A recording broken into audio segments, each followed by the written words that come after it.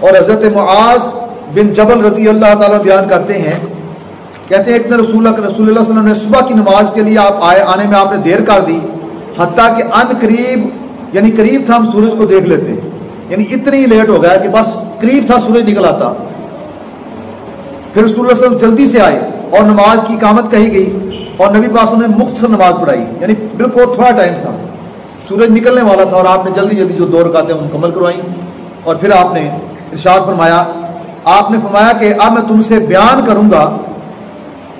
کہ مجھے صبح کی نماز کے لیے آنے میں دیر کیوں ہو گئی۔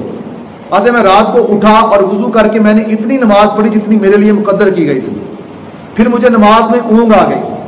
پھر مجھے گہری نیند آ گئی، اچانک میں نے اچھی صورت میں اپنے رب تبارک و تعالیٰ کو دیکھا۔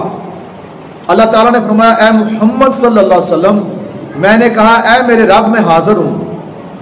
فرمایا ملا اعلیٰ کس چیز میں بحث کر رہے ہیں، یعنی وہ جو فرشتے ہیں نا اوپر ملا اعلیٰ کے اوپر جو اوپر سب سے اوپر ہے، وہ کس چیز میں آپس میں بحث کر رہے ہیں۔ میں نے کہا میں نہیں جانتا۔